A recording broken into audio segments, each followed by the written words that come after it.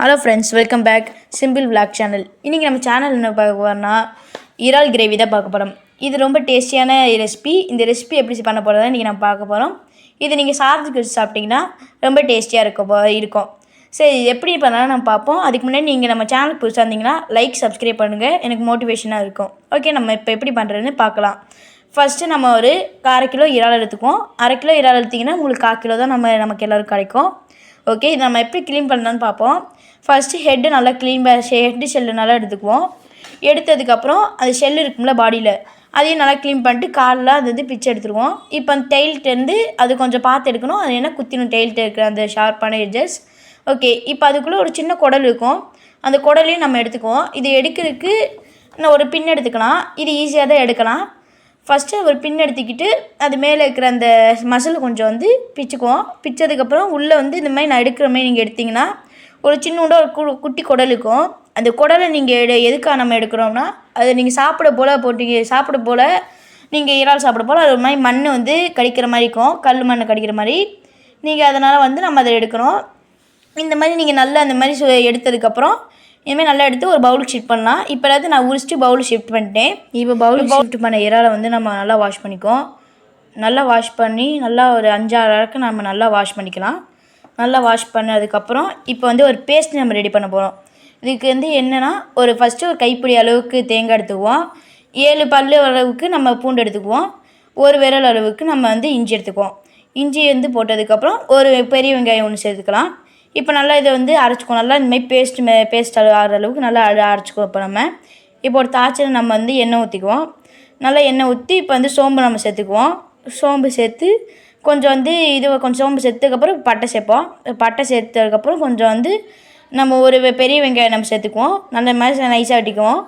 நைஸாக வெட்டினதுக்கப்புறம் இப்போ அதிலே கொஞ்சம் கருவேப்பிலை சேர்த்துக்குவோம். ஒரு கருவேப்பிலை சேர்த்துக்குவோம். ஒரு இதளவுக்கு சேர்த்ததுக்கப்புறம் நம்ம இது கொஞ்சம் நல்லா வதக்குவோம். லைட்டாக நம்ம இது கொஞ்சம் வதக்கலாம். நல்லா ஒரு பச்சை வாடை போட அளவுக்கு நம்ம கொஞ்சம் இது வதக்குவோம். வதக்கினதுக்கப்புறம் நம்ம 2 பச்சை மிளகாய் போட்டு சேர்த்துக்குவோம். அதில் பச்சை மிளகாயை சேர்த்து கொஞ்சம் இதை லைட்டாக வதக்குவோம். நல்லா வதக்கினதுக்கப்புறம் இப்போ நான் 3-4 தக்காளி நம்ம சேர்த்துக்குவோம். தக்காளி சேர்த்து இதையும் நல்லா வதக்குவோம். நல்லா ஓரளவு நல்லா அந்த ஜூஸ் கண்டக்டரில் வர மாதிரி இப்போ இருக்குல்ல இந்த கண்டன்சியில் வர்ற மாதிரி நம்ம நல்லா போட்டதுக்கப்புறம் கொஞ்சம் சால்ட் ஒரு டீஸ்பூன் அளவுக்கு ஆட் பண்ணிவிட்டு திருப்பி நம்ம நல்லா கலக்குவோம். நல்லா மிக்ஸ் பண்ணுவோம்.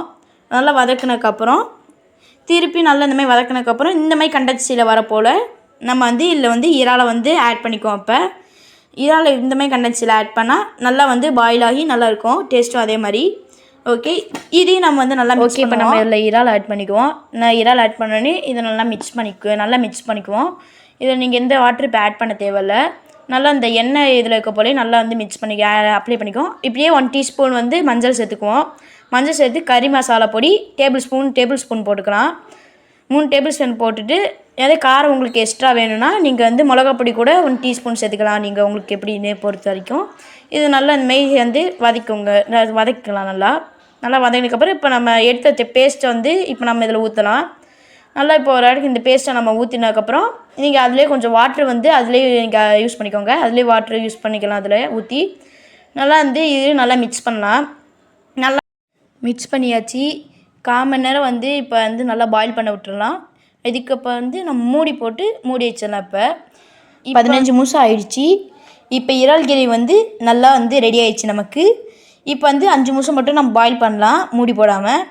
ஏன்னா நமக்கு எண்ணெயும் குழம்பு தனியாக பிரிஞ்சு வரணும். பாருங்கள், இப்போ இந்த மாதிரி வந்துருச்சு. ரெசிபி இப்போ ரெடி ஆயிடுச்சு. இந்தமாதிரி நீங்களும் ஒரு இடத்துக்கு வீட்டில் ட்ரை பண்ணி பாருங்கள். இந்தமாதிரி மேலும் நம்ம வீடியோ பார்க்கணுன்னா நம்ம சேனலை சப்ஸ்கிரைப் பண்ணுங்கள். ஓகே, நம்ம நெக்ஸ்ட் வீடியோ சந்திப்போம். Thank you and good bye. Bye.